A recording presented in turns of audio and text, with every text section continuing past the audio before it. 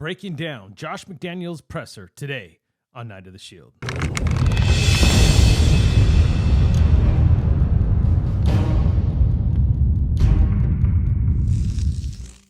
Welcome in, everybody, to another episode of Night of the Shield. I'm Jason Smith, a.k.a. The Knight. And before we get started, go ahead and hit that subscribe button, that notification bell, so you can be updated every time I drop another episode. And go ahead and continue to hit that like button. It really helps out the algorithm. Okay, today, not a lot of news to report. The game was Saturday. We know that we won 34-17. If you haven't watched my post-game episode, you can go ahead and check that out. It'll be the video before this. If you're listening to this on the podcasting networks, go ahead and head over to my YouTube page. It's a great way for us to communicate and build community. So if you're listening to this on the podcast feed, head on over to youtube.com, look for @NightLive, and you will find Night of the Shield. All right, so today I just want to break down the presser. Not really much else to report. Nothing major across my feed anyway. I used to love doing this. I used to love listening to the coaches speak either right after the game, primarily the next day is usually when they tend to babble on a lot. And I think Josh is doing a lot of that in this presser, but I thought it would be fun just to kind of go through it. We'll see how long it takes for me to get through this particular presser, because if it's too long, I may shorten it next time and just cut out the pieces I want to talk about. But I thought it would be fun just to upload it and then just play it and just kind of talk about it as we go along. All right, let's go ahead and give this a whirl. Hey, Josh, I got a couple questions about Netani Mute, your guard who got a lot of playing time yesterday, and then Drake Thomas as well. Just your thoughts on those two players last night. Yep. Moot is, he's a guy we got, last year during Think the it's too hard to figure out something to say there, Josh. Come on. He's really just worked hard to give himself an opportunity to compete in there. Physical player, still learning all the ins and outs, but making progress. Not going to be a starter. And last night was another good opportunity for him to get a lot of experience and exposure in our system. Playing against some decent players right off the bat. And he's really having to think about what he has to say. Continuing to progress there. And Drake, Drake's a guy that, he's worked hard since he got here. He's a guy who's an undersized guy, but he plays fast and physical. Come on, Josh. Showed up in the kicking game last night multiple times. Made a bunch of plays on defense. He just has a knack of finding the ball, and he's a tough kid. So really giving himself an opportunity to compete, and that's why he's here. That's why we liked him after the draft, and we'll continue to try to see if he can progress here, as we head into the last couple weeks here. What I liked about that, just to start off this presser, and I won't try to keep it long in between here and ramble on, but searching for a lot of words, being very, very careful about what he's saying, right? He doesn't want to tip his hat one way or the other. Both these players are not slotted to start. I don't see them starting, but they could serve roster spots either as depth or maybe special teams. I know Drake Thomas has looked very well. And I said yesterday he was going to have some tough decisions moving on these next couple of weeks because there's a lot of young talent, and there's going to be other teams willing to pick these guys up and pay them. So it'll be interesting moving forward, not only how they talk about these players, but how they actually utilize these players for evaluation. Go ahead, Q. Coach, just want to ask you a couple quick questions. One about Trey Tucker. He made a mistake early in the game. Did you see some growth from that mistake? Like he saw it, recognized it, and is able to use that as a teachable moment? And then also just the defense making plays that you've been working on a lot in practice. How encouraging is it that it's translating into game action now? Great questions, Q. Yeah, Trey, Trey, like all young players, they make a few mistakes, in these games. And we talked about it last night in the post game. Either they do it right or they learn from the mistake. In either case, it's a positive in reality right now.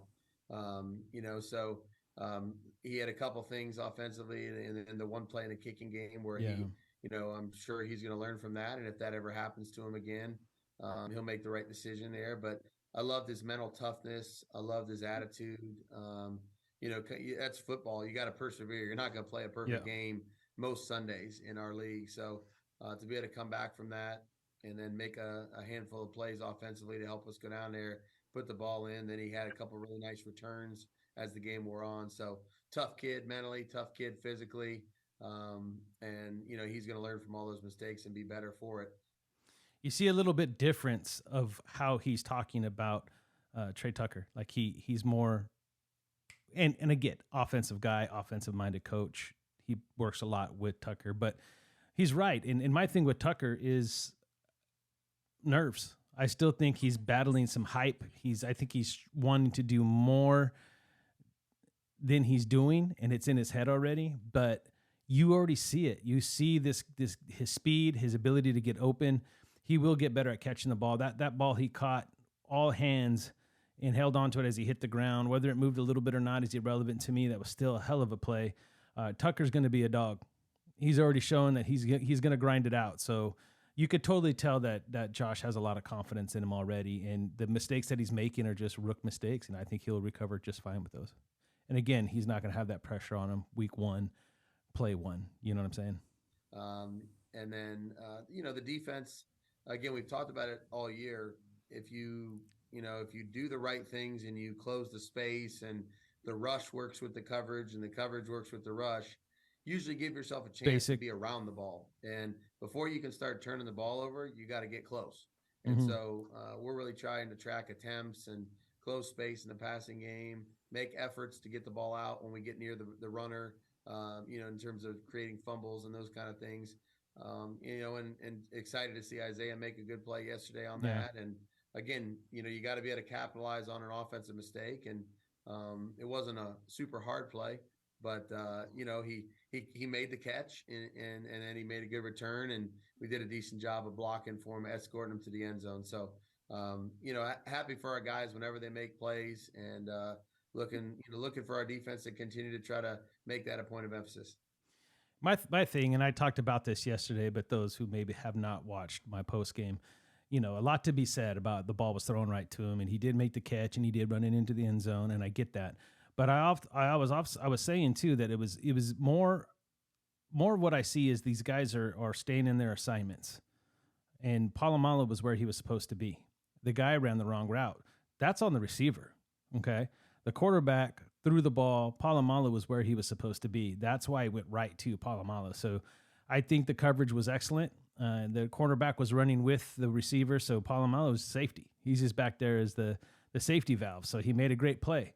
Was it hard? No, I agree. It wasn't hard. But again, being right where he's supposed to be, being able to be in position to make that play is a testament to their discipline and their assignments, my opinion. Go ahead, Mark. Yeah, Josh, what is Zamir White showing you in preseason training camp and both preseason games that interesting that maybe he could be the lead back if you had to go to him in that role? Zamir's made a lot of progress in every area. He caught the ball last night out of the backfield. He knows who he's responsible for in protection. He's chipping and slamming on the edges when he's responsible to do that to help the tackles. He's talking about great technique. Care of the football and protected it very well, which is a huge thing for us and our team. And he runs downhill. He's physical. There was some plays last night again where maybe it's a 2-yard run, but it's a 5-yard run, or it's a 4 or 5 yard run and it's a 7-yard run because he's got. I'll translate this in a minute. Forward lean. He makes extra yards on contact most plays. So he's just continuing to progress and improve. And, the more he plays, the better he does. He's basically admitting that he knows that Zamir White is not a shifty back. He's not going to jump cut and try to make people miss in the hole. He's a straightforward north-south runner. He's going to hit you hard.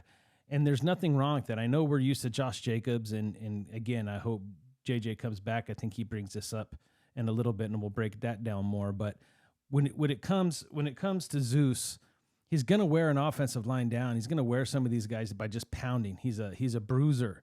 He's a tough ranch boy, man. He loves that toughness. He loves to hit hard. He loves to be strong and stress while he's chipping on the edge really nice. And, he says that he's picking up his pass rusher really well. So, I mean, he's a big physical dude. So as long as he figures all that out, he'll be fine and he'll serve his purpose. They'll bring Abdullah in and maybe McCormick to be more shifty once he wears these guys down. This is one of the reasons why Josh uses running back by committee, right? This is going to be his bruiser. This is going to be his thumper.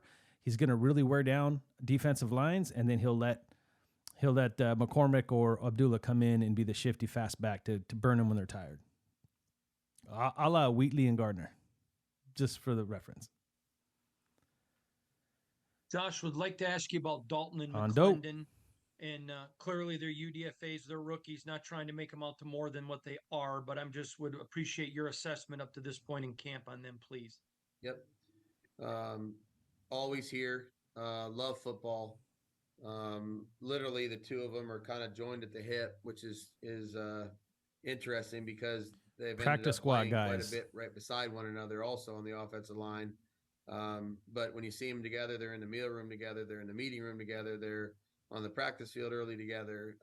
They do a lot of things to try to help each other continue to grow as football players, which is great.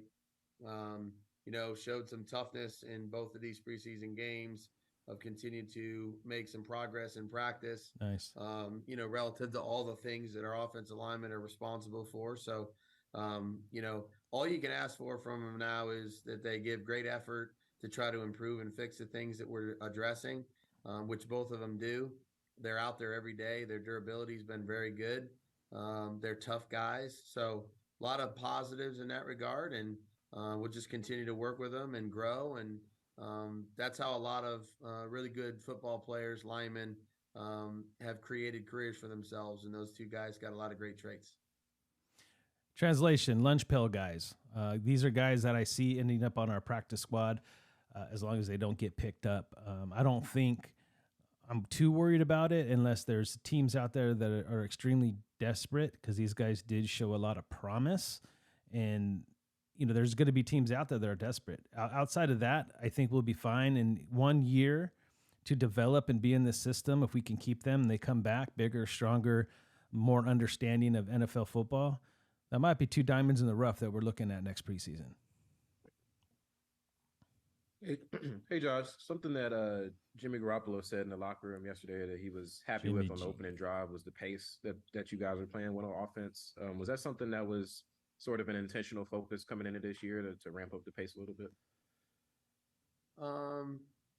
It's all no, not really. Nothing changed. But we huddled the whole drive, but the reality is when the quarterback knows not prepared to answer that call one and he gets it, out of his mouth quickly to the huddle and get to the line of scrimmage, is just advantageous for all of us, so we can put more pressure on the defense and try to just make them play at our pace, and so Jimmy was trying to press that a little bit yesterday and thought he did a great job of commanding the huddle, controlling the line of scrimmage, getting us in and out of the right stuff. Did a really good job in a short time. So cookie cutter, Josh, you were not prepared to answer that question. I think it's hilarious. Yes, Jimmy G did a good job commanding the huddle. We already knew all that, right? Josh is trying to answer that to the best of his ability to make it sound like it was an intelligent thought, and it absolutely was not whatsoever. He was fumbling around because he's not going to sit there and be like, yeah, that's what we were doing, or yeah, this is exactly what we were doing. So in that regard, I find it to be an awesome question, because it was kind of like he knew he couldn't answer that straightforward, right? So he fumbled his way through the whole thing. I thought it was great. Coach, in the first defensive drive of the game, Robert Spillane ran downhill and he made a really nice tackle, kind of set the tone for the rest of the drive to get off the field. What have you seen from Robert, just having him in the building as a player on and off the field, that you really like that complements the defense? Another guy that we've added that's all football, and loves the game, loves all the things that go into being good at the game, which was a point of emphasis for us this year. The conversation with Rob is always about, football, how to improve, how to get the defense to play better, do things better, as a unit. And this guy's a physical player. He's very bright, and he's been huge in terms of connecting our whole group out there on the field when he's been out there. So great communicator, knows his assignments, generally is always around the ball, and adds a level of physicality and dependability to us. So can't say enough good things about Robert. I've talked about Robert. I don't want to say quite a bit, not in great detail, because to be honest with you, I don't know the guy's total history. I know he comes from Pittsburgh and he was a backup there, but they talk a lot about the head up, right? From the neck up, the guy's really smart, knows football. He's constantly talking about how to make everybody else around him better. These are the things. This is the culture that both Josh and Dave are trying to bring to this team. This is what they've wanted the whole time. Really smart, charismatic, tough football players, and that's what Spillane fits. I haven't told this story in a long time, and anybody that's been around long enough, and I know a lot of you have, will remember Greg Biekert. Greg Biekert wasn't the most physical, athletic specimen you ever seen. He wasn't super fast, but the dude was super intelligent. So intelligent, he picked up on all of Peyton Manning's cadences. And by halftime, we were losing, and we came back and beat the Colts because every time Peyton Manning would call out a play, Biekert knew exactly what they were running. So, sometimes smarts, being able to evaluate and exactly know where plays are going and being at the right place, it kind of eliminates that ability to have to be super fast or super strong or to have all these physical traits, because you're going to be where you're supposed to be, and all you need is just enough. And Spillane has more than enough. I talked about that hit yesterday. That's the first time I really see Spillane do anything, and I saw him come up with that power, and he was just, you could see the aggressiveness in him and the passion for being tough and making hits. So I'm excited to see Spillane this year. I want to be honest. He's going to have a lot of opportunities. So I'm going to see how he brings it and really gets this defense lined up. Well, the two more, Vinny and Hondo. Josh, just asking to see if there's any level of hopefulness or expectation that Josh Jacobs is going to return here pretty soon, and also, do you feel it's important that he gets some practice time under his belt? If and when he does show up in time for that season opener against Denver. I don't have any new news on JJ, and I would say I think that it's important for every player. It's a National Football League, so it's not easy to go out there and just play games and do it at the speed and level that you want to do it at, unless you've really kind of had enough opportunity to get yourself ready to do that. We've talked all year to our team about nothing carries over from one year to the next. You have to reestablish your individual level of performance, and collectively as a unit, and ultimately as a team, we have to establish and reestablish ourselves in terms of what we're going to be about. So, whether it would be JJ or somebody else, it's the same thing. Everybody's got to have an opportunity to do that, get reacclimated to the pace, the speed of things. But again, I have no new information on the whole situation. I want to explain. It's Hondo. I thought I hit it. I wanted to explain this one a little deeper because that was a team answer. And I know Josh is going to get it, right? Josh is a guy that, there is a flow. There is some, what they call it, game speed, getting your body used and acclimated to the role of the season, right? That's why we wanted to see our starters at some point. And Jimmy G mentioned it yesterday, right? It felt good to get hit again. A lot of these guys want to be hit. They want to get that all out of the way, get those first initial hits. And I think that's what he, for every player, it does make sense. So I think that can be directed directly at Josh for sure. But if he was to come out there and say, because trust me, I already know there's going to be channels that are going to use that as clickbait and basically say that if Josh don't get here, they're going to plan to move on from him because he's not going to be ready to go. They're going to hold him out, and they might do some things different with him because they have to set precedents. But again, if he was to come out and say, "Oh, it's Josh Jacobs though. He led the league in rushing last year. We're not worried about JJ. He don't have to do all those things." Then you set the precedent for the rest of the team that, oh, well, I guess this is not as important.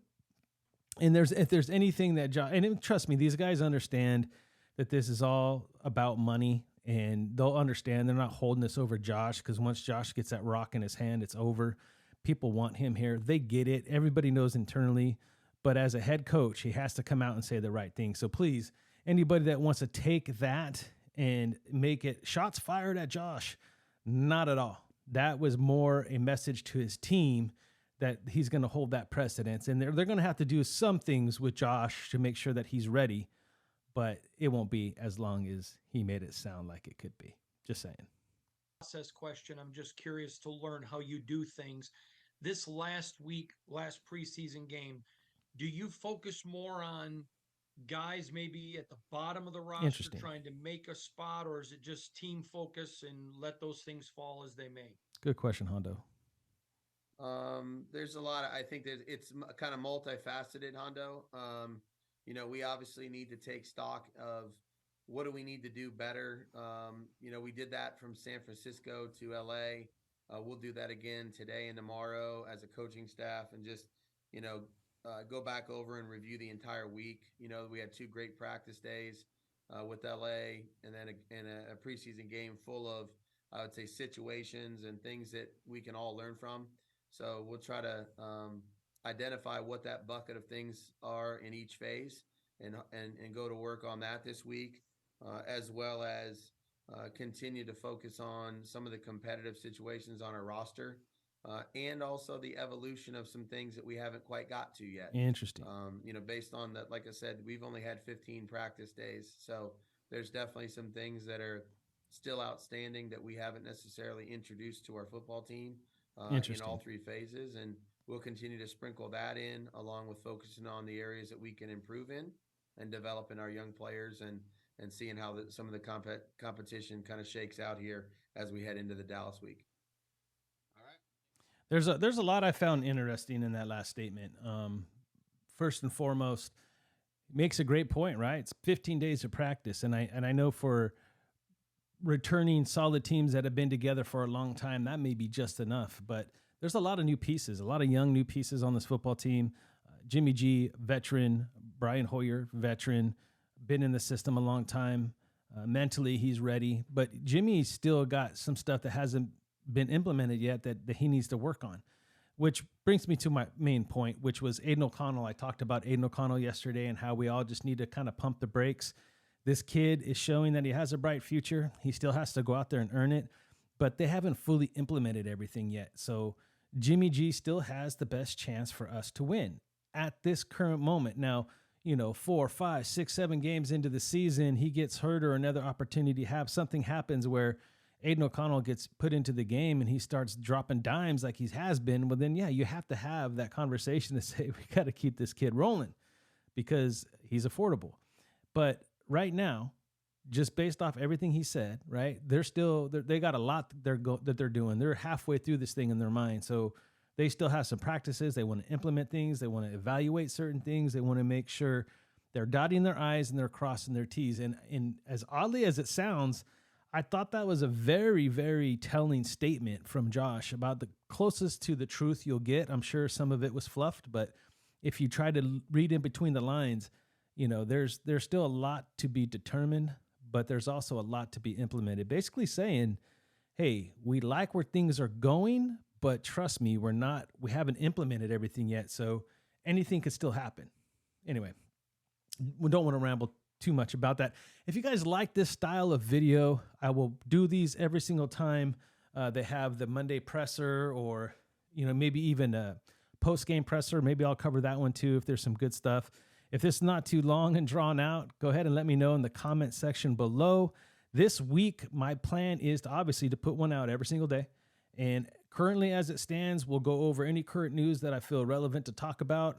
And then I'm going to break down positions, I think. I want to talk about positions and how I see it. So, running back, quarterbacks, offensive line, receivers, etc.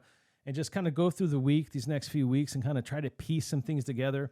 I'll probably start with the offensive side of the ball, since we pretty much have a clearer picture of what the starting 11 and some of the depth may look like.